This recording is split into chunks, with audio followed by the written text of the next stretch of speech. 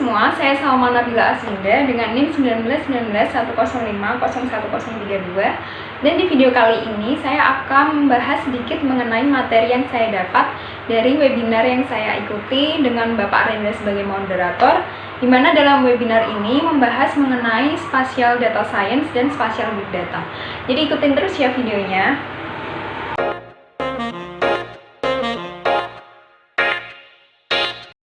Nah, yang pertama kita mulai dengan data science. Nah, data science itu apa sih? Nah, seperti yang kita tahu, data itu merupakan kumpulan fakta. Dan science itu merupakan ilmu disiplin yang mempelajari mengenai kebenaran suatu fenomena yang terjadi di alam semesta ini. Nah, lalu menurut profesor dari Institut Statistika Matematika Sakuragaoka, yaitu Chiko Hayashi, beliau menjelaskan bahwa data science adalah ilmu pengetahuan interdisiplin, di mana ilmu pengetahuan tersebut mempelajari mengenai metode komputasi untuk mendapatkan wawasan berharga yang dapat ditindaklanjuti dari kumpulan data yang mencakup 3 fase, yaitu desain data, mengumpulkan data, dan analisis data. Nah, jadi data science ini dia tuh merupakan ilmu interdisiplin, di mana maksudnya yaitu membutuhkan pemahaman yang sangat luas. Nah, karena membutuhkan pemahaman yang sangat luas ini, maka dalam data science ini perlu juga mempelajari ilmu disiplin lain yang saling berkaitan. Lalu data science ini dia tidak mencari general truth atau mencari kebenaran atas suatu fenomena. Namun data science ini dia mencari pola atau mencari suatu kecenderungan dari suatu fenomena. Nah, lalu dari kita temukan polanya tersebut, maka kita akan menarik atau membuat sebuah hipotesa apakah fenomena tersebut itu benar atau tidak. Lalu selanjutnya apa sih bedanya data science dengan spatial data science itu? Jadi spatial data science itu merupakan data science yang digabungkan atau dikombinasikan dengan aspek geografis. Nah, aspek geografisnya ini bisa berupa sistem koordinat, bisa proyeksi, dan yang lain-lain. Nah, dalam spatial data science ini kita belajar mengenai analisa korelasi. Nah, analisa korelasi ini maksudnya yaitu kita belajar menganalisa bagaimana antara suatu hal dengan hal yang lain itu saling berkaitan. Nah, misalnya saja dalam perkembangan suatu kawasan. Jadi dalam perkembangan suatu kawasan itu kan terdapat banyak faktor yang mempengaruhi. Nah, misalnya saja perkembangan suatu kawasan akibat adanya pusat kegiatan manusia. Misalnya pusat kegiatannya yaitu dalam hal ini yaitu pasar. Nah, karena adanya pasar tersebut, maka kawasan tersebut akan berkembang. Nah, pasar atau pasar di sini sebagai pusat kegiatan manusia ini, dia itu sebagai faktor yang mempengaruhi dari perkembangan suatu kawasan ini. Jadi kita belajar nih antara faktor yang dipengaruhi dengan faktor yang mempengaruhi ini. Jadi mempelajari mengenai bagaimana keterkaitan satu hal dengan hal yang lainnya. Lalu spatial data science ini contohnya dalam dunia bisnis itu juga ada ya. Misalnya dalam penampilan jenis iklan. Maksudnya gini nih, misalnya kita menggunakan suatu device atau gadget ya, yang dimana device atau gadgetnya itu ada GPS-nya. Lalu pada suatu ketika kita membawa atau menggunakan device tersebut dengan keadaan GPS-nya itu menyala. Misalnya saja kita pergi ke toko pakaian. Nah, device tersebut pasti akan mendeteksi bahwa kita pergi ke toko pakaian, bahwa kita pergi di toko pakaian ini. Device-nya itu akan tahu karena GPS-nya itu menyala. Nah, lalu setelah itu misal kita pulang, kemudian kita membuka platform all shop atau membuka website yang lainnya, kemudian di situ akan muncul iklan. Muncul iklannya ini berupa pakaian-pakaian. Jadi perusahaan IT ini mereka itu membaca histori lokasi kita. Jadi misalnya kita dari toko pakaian tadi, mereka akan tahu, kemudian mereka akan memunculkan produk-produk mereka yang berkaitan dengan lokasi terakhir kita tadi, seperti itu. Itu salah satu strategi pemasarannya, juga bisa dari salah satu penerapan spatial data science ini. Kemudian spatial data science ini memiliki 4 ilmu disiplin atau 4 topik utama, yaitu ada GIS, RDBMS, kemudian ada data analisis, dan ada big data. Nah, keempat ilmu tadi itu saling berkaitan satu sama lain, dimana big data ini dia berperan sebagai pusatnya ya, seperti otaknya gitu. Jadi big data ini kedudukannya dia paling tinggi, paling di atas. Nah, big data ini dia merupakan tulang punggung dari database RDBMS. Jadi di bawah big data di sini ada RDBMS. Nah, mengapa begitu? Karena big data ini dia memiliki 3 karakteristik yang disebut dengan 3V, yaitu ada volume, velocity, dan variasi. Nah, karakteristik volume ini maksudnya yaitu komponen ini itu memfungsikan big data sebagai pengumpul data dari berbagai sumber. Nah, data tersebut itu bisa berupa transaksi bisnis, media sosial, hingga data yang didapatkan secara otomatis dari sensor mesin. Kemudian komponen yang selanjutnya itu ada velocity atau kecepatan, di mana komponen ini maksudnya itu dengan banyaknya data yang masuk itu, maka tentu saja akan dibutuhkan kecepatan tinggi untuk mengatasi arus-arus data tersebut. Nah, data-data tersebut nantinya itu akan didistribusikan secara tepat, baik melalui pemrosesan hardware maupun software, supaya bisa langsung disajikan secara real time. Kemudian karakteristik yang selanjutnya itu ada variasi. Nah, variasi ini, komponen ini tuh maksudnya menunjukkan bahwa data yang didapatkan itu bisa berupa variasi-variasi. Dia itu datanya bisa terstruktur maupun tidak terstruktur. Bentuknya juga bermacam-macam, bisa data numerik dalam database, data dokumen, email, video, audio, transaksi keuangan, dan data-data yang lainnya. Nah, jadi big data tadi dia kan merupakan tulang punggung dari database RDBMS. Nah, tetapi big data ini dia datanya itu belum terstruktur. Padahal seperti yang kita tahu, big data ini dia bisa mendownload data yang sangat banyak sekali. Bahkan per detiknya big data saja bisa mendownload sekitar 1 tera data. Nah, dari banyaknya data tersebut, supaya terstruktur, maka kita harus menstrukturkan data-data tersebut. Nah, misalnya dengan mengkorelasikan dengan ilmu disiplin yang tadi. Jadi dari data kemudian dikorelasikan dengan RDBMS, di mana nanti GIS ini bisa berkorelasi dengan RDBMS atau dengan data analisis. Itu. Nah, lalu yang selanjutnya akan kita bahas mengenai ilmu disiplin dari spatial data science itu.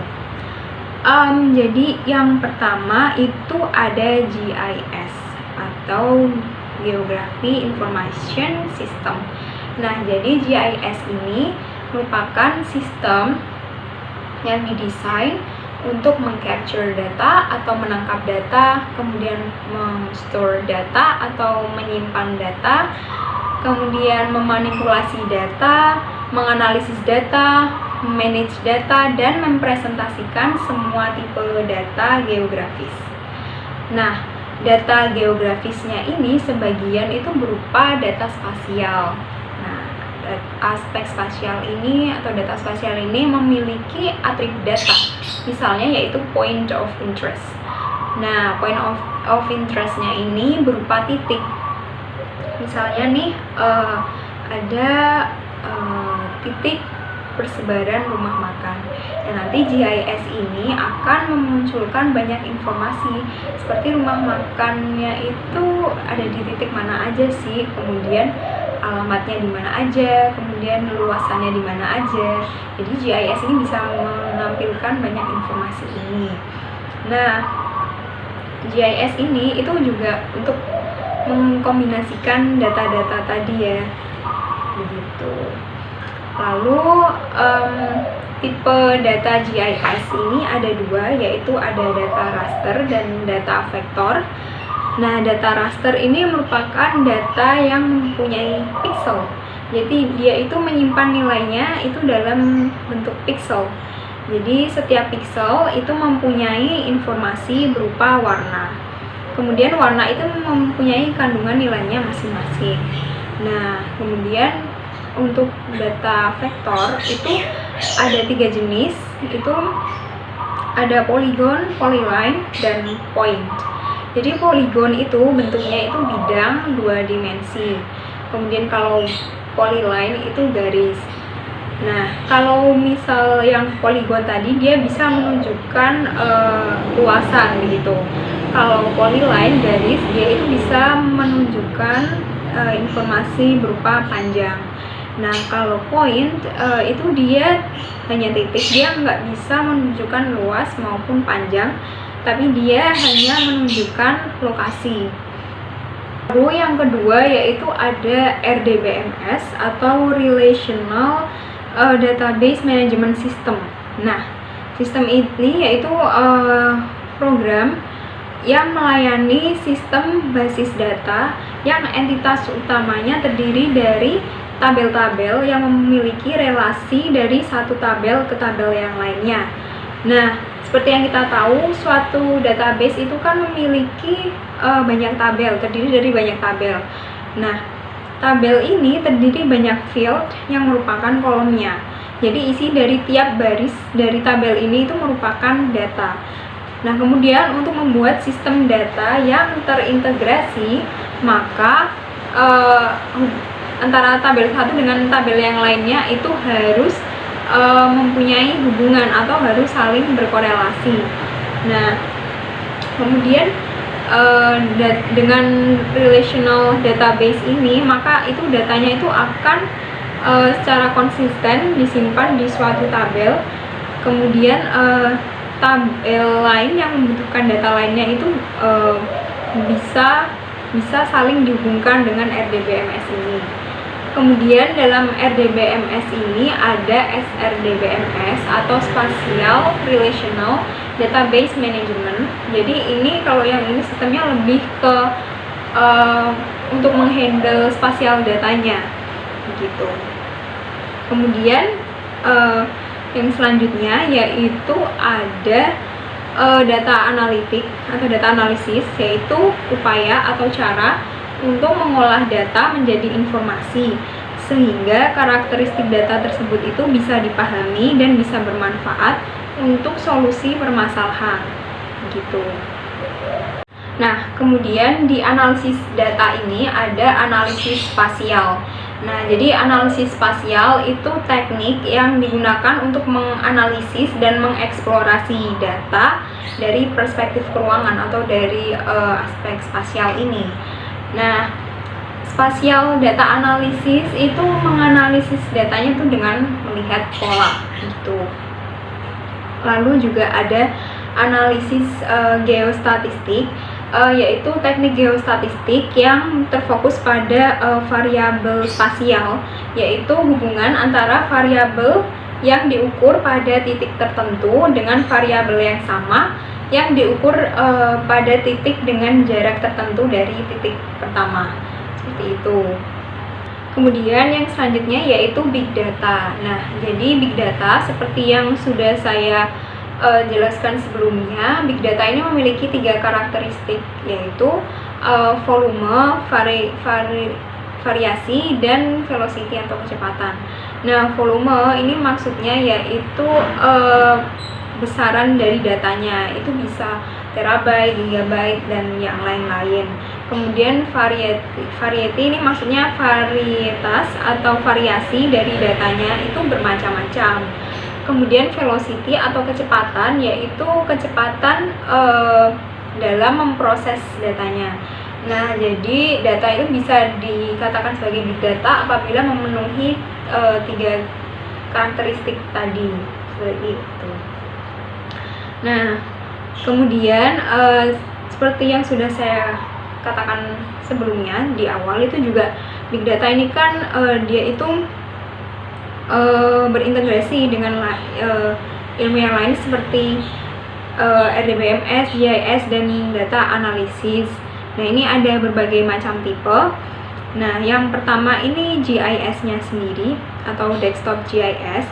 Jadi desktop GIS ini memiliki ukuran data spasial yang umumnya itu kecil.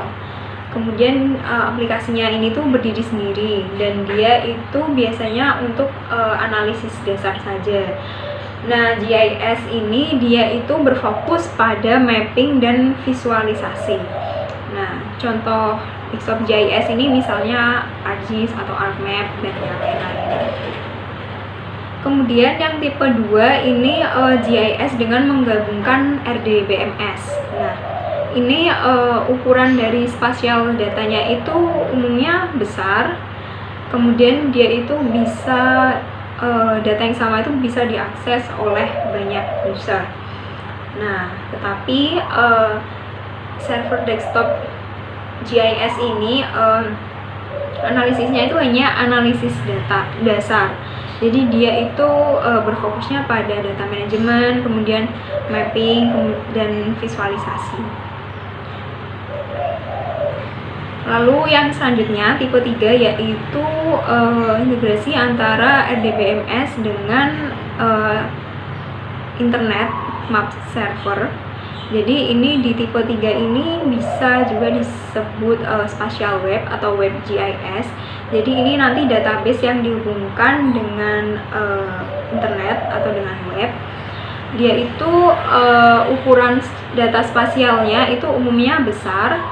Kemudian dia itu disajikannya dalam bentuk web dan analisisnya ini berupa analisis dasar saja.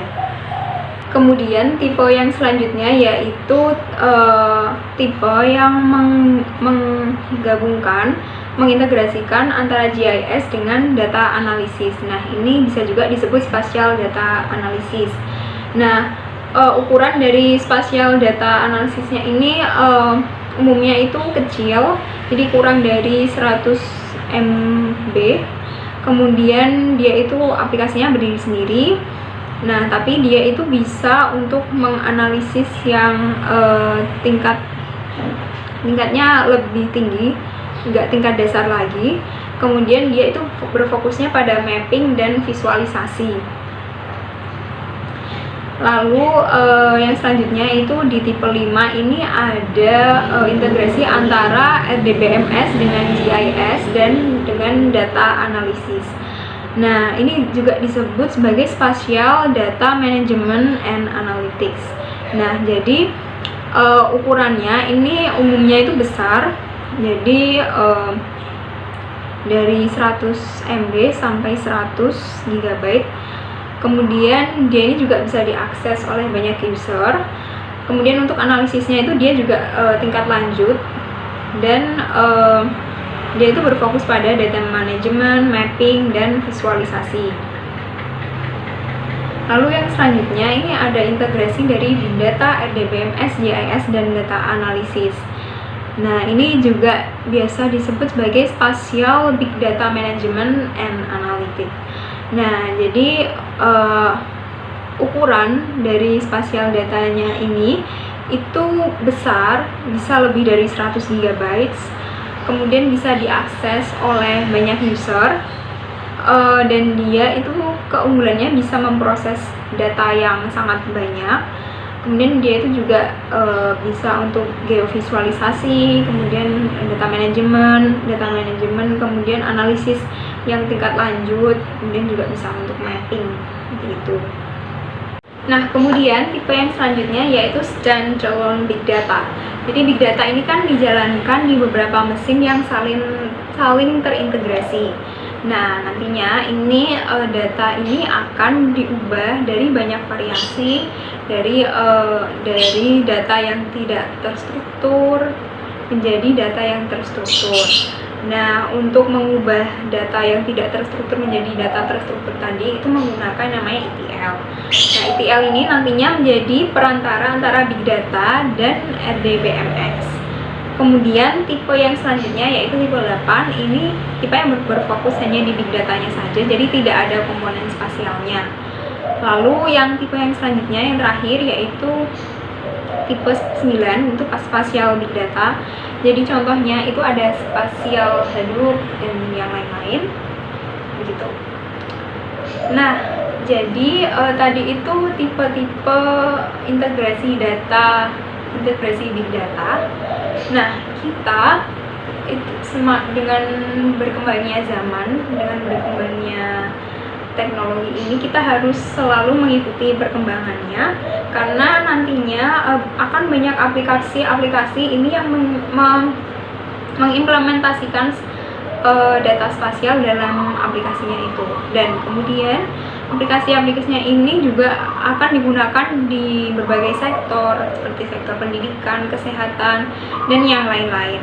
Jadi menurut saya itu penting buat kita untuk selalu mengikuti perkembangannya, dan akan lebih baik lagi apabila kita juga bisa mengembangkan dari versi yang sebelumnya, jadi menjadi lebih baik lagi. Nah, seperti itu penjelasan dari saya. Jadi saya cukupkan segitu saja video dari saya. Semoga video ini bisa bermanfaat, dan saya mohon maaf apabila banyak kesalahan. Jadi sekian, wassalamualaikum warahmatullahi wabarakatuh.